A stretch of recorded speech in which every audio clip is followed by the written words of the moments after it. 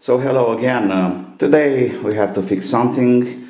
Me and a couple of guys, we are playing in a blues band. Unfortunately, the bass player, one day he heard a crazy noise and smoke coming out from his amplifier. And it's this Bass Kick 303, 100 watts transistor bass amplifier. It's a very good old style amplifier, good sound quality. It comes from Hughes Kettner. It's made in Germany. I really mean that. It's made in Germany, not the, look here, made in Germany with serial numbers. So it's, like I said, it's old school and the sound, it's really great. You can see these are the final transistors, and they are a pair of NPN, PNP, Darlington transistors. They are pretty special, and it's amazing how they blew up, because I'm pretty sure that's the problem here. You see the fuses just blow up. Now it's time for checking what was really happening here, but I'm really afraid that the final transistors are short or something. Okay, let's see. So first of all, I'm going to measure the transistors here. I'm going to test this on ohm meter. We got the source. Oh, this is good. And the gate. And here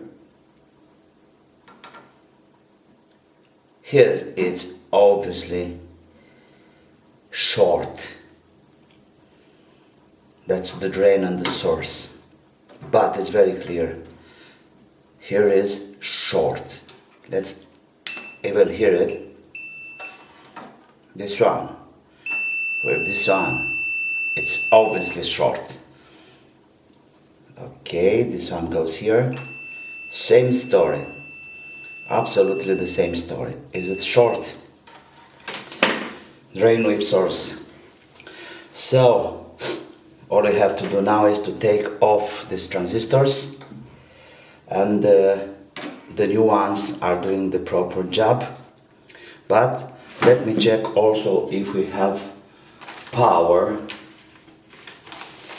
So, I'm gonna have some paper down here, because I don't want to have a short with the metal parts.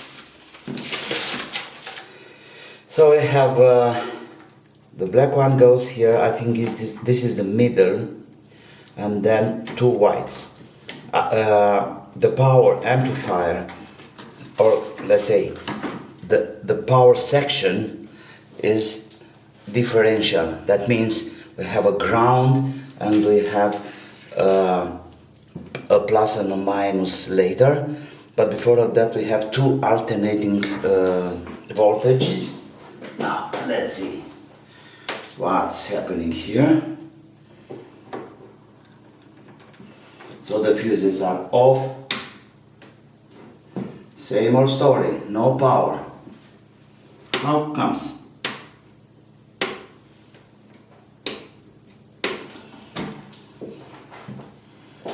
Okay, it's time to check this fuse. Let me take it out.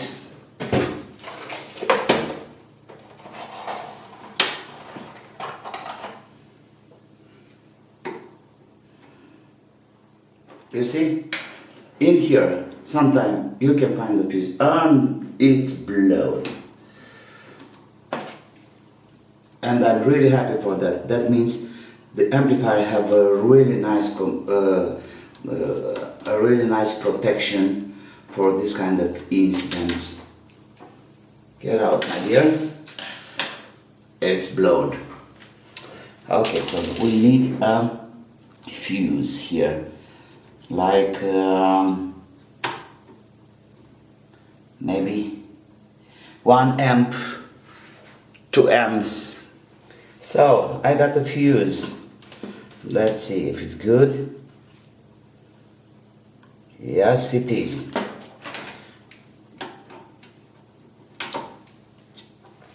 Be aware, always take the cables out, never try to make this with where the power cable's on or connected. Okay. Yes, we got power. We have the green light here. And now let's see what we have here. I'm pretty sure that the fuses are before. Yeah, that's right. I'm pretty sure that the fuses are before the rectifier. So the fuses from the transformer, from the AC current, are before the rectifier. That's to protect the rectifier and the condensers and later, eventually, all the electronics in here. We have to replace the transistors first, and then we'll replace the fuses and do the test. Now, power off, and it's time to take all these parts away. That shouldn't be a problem. Let me take these wires too, because make life simpler. There we go. Okay, so it's time for some power tools. Let me have these screws out, each the other way. There we go. It's not so difficult, but we need to take care about these washers. It's a very good idea to write before which of the transistors are and where they are. So here we have, okay, 40, 32, and here we have 30, 35, okay, MG. So, because we have to know exactly where to put the right replacements. This out, and of course we have to take out these soldiers here, and in that purpose I'm going to use my TS100. It's a very good soldering iron. It's powerful, amazing powerful, and reliable, and have a proper power, temperature control. I really recommend it. Well, I have a problem with this one. The OLED is not shining like before. It's not working like it used to, but it's still working. So in a very dim light I can read the settings, and now I'm raising the temperature to 400 degrees. It's getting hot very, very quickly. And another rule is to use flux. Well, I don't have liquid flux, but I'm using this kind of solid. It's a resin. It's a tree resin somehow. Here we go. You see how powerful it is. Smooth. Very nice. So this one goes out.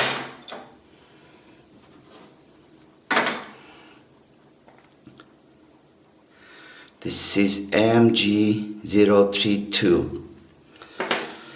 Well, I didn't found the exactly replacements, but I found something even better, and this is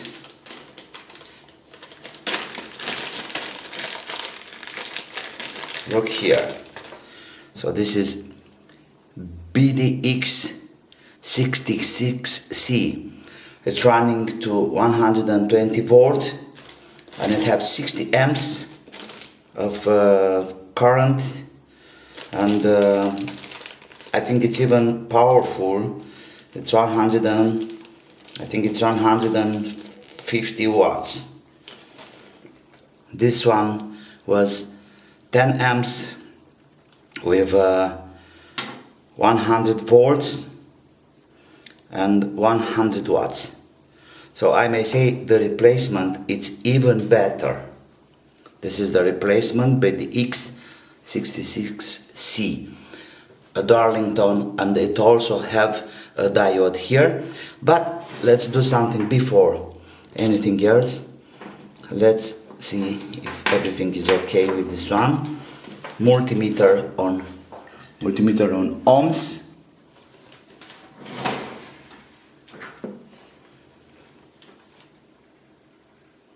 Okay. Multimeter on diode, I'm sorry. This is good. This is good. So this one is perfect. And something else very important too. Don't forget the thermic paste. Thermic paste is also very, very important. Most of the time the things happen because there is no good thermal transfer with the radiator. So I'm gonna use plenty of this thermic paste, white stuff. Yep. And the way to do this, I think, okay, let me clean the holes. Let me clean the holes first. I'm gonna use a tin pump to do that.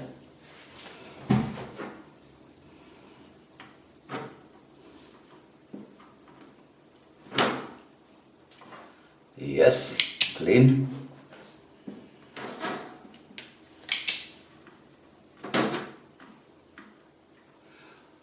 Okay, the hole is clean. This one too. But then I have to be sure that everything is okay there. I'm gonna use a spike.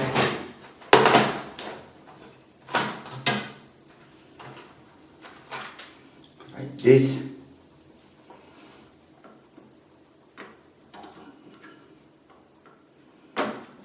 Okay, clean.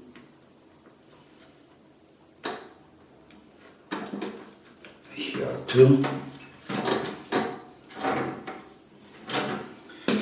I just have to put back the things. You see, we have two spacers here because the radiator needs to be up a little bit. How I'm gonna do that? This is funny, but I'm gonna try to do it like this. You see, screw spacer. Screw and spacer. This stays like this, hopefully.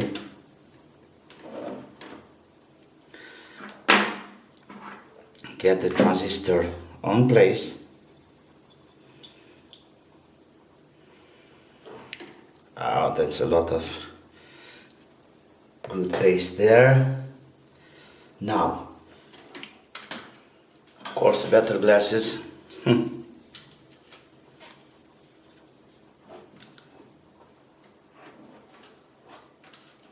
Oh yes, there we are. Screws in place.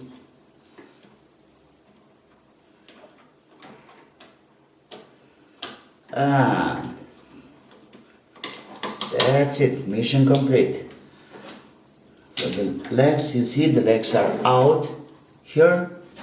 And now what we have to do is to put the washers and the nuts. Don't solder anything until the washers are in place and the nuts are there.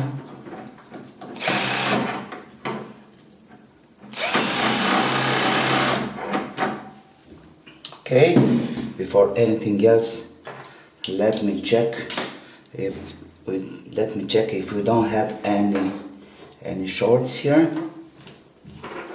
and then we'll put the tin. Okay, of course, this one, yes, this is good, this is good, this is good, everything perfect. Okay, like I told you, this TS100, it's a really amazing tool.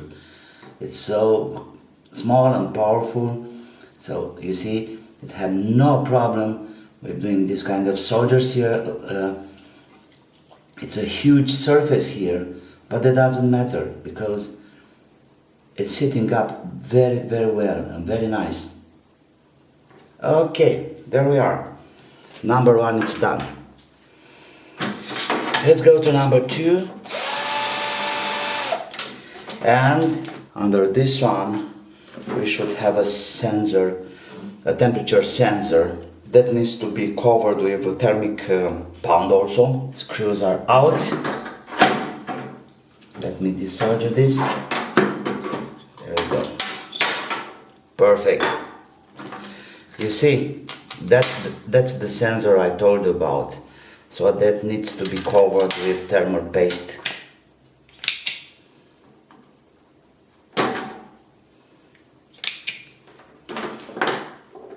Let's check the cleaning. Holes are clear. Everything is clear here. Nice. Now, all we have to do is to put the things back together. Put some paste here. First of all, not too much. That's more than enough. Oh, and refresh the old one here. Okay, so this one was MG4035, and like I told you before, I didn't get the exactly transistors, but I have the equivalent, even better, 120 volts, Darlington, 60 amps, 150 watts, it's even better. And let me do something else this time, because I want to check if this goes nice here and smooth. Oh yes, and it's going. Transistor in place. Oh no, that's the bad one. There we are. BDX67C. I don't want to tie them too hard.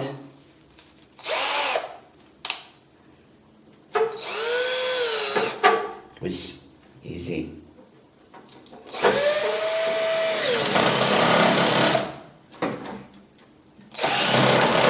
Perfect. And let me check on ohms if everything is okay here. It should be.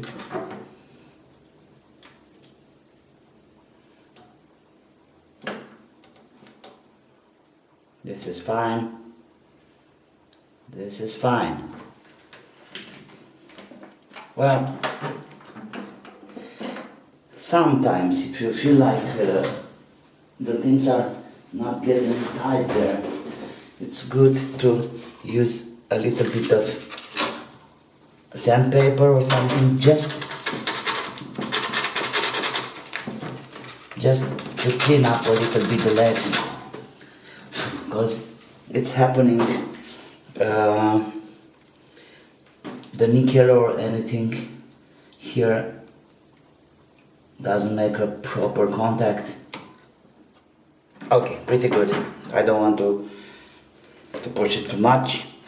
Now it's time to find some fuses and the moment of truth. Okay, so everything is back on place. These are the fresh fuses. Before anything else, let me check if we have any shorts. This is good here, and let's check the condensers before anything else. So that's the way it should be. Of course, these are in short because they are tied by the screws. So we have the NPN1 4032 with BDX66, that's fine, and the PNP is going to BDX67. So ladies and gentlemen, that should be all for now. Let me have this under here. Let's put some fuses back. Okay, 2.5 amps. I have 3 amps. It's pretty close. Fuses are back. Let's connect the AC.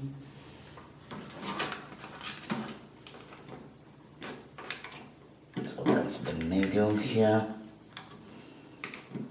1 and second. That really doesn't matter which of them. And okay, are you ready? Now it's coming the moment of truth. Is it blowing or not? Is it burning or not?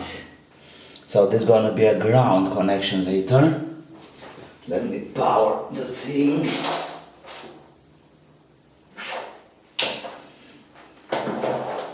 Well, I like to use this when I can power from the distance. This is okay now. Let's see.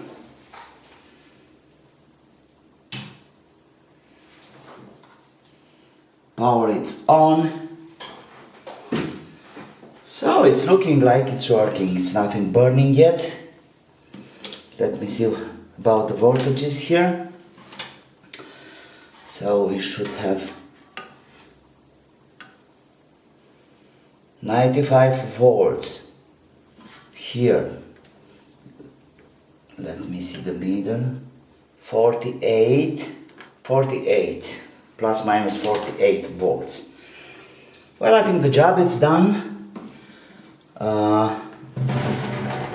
Volume down. I don't have a loudspeaker now, but I can do some tests like this. Speakers, phones. Okay, let me connect my phones. But you know something, let's put the things together because obviously everything is working as it should. The plastic is going down. There are no screws. But this is nice because it's a bass amplifier and it's a lot of vibration. This one goes in the case. There are a lot of vibration over there. Okay, everything is nice here. Power. Kaboom! Power it's on. Volume it's off. And let me have my headphones to see if we have some noises.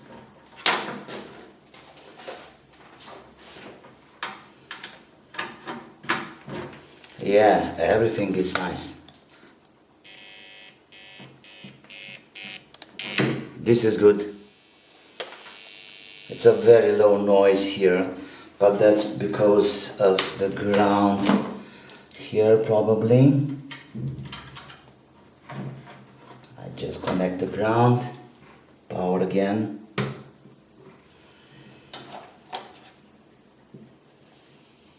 this is perfect, nothing. Okay, so job done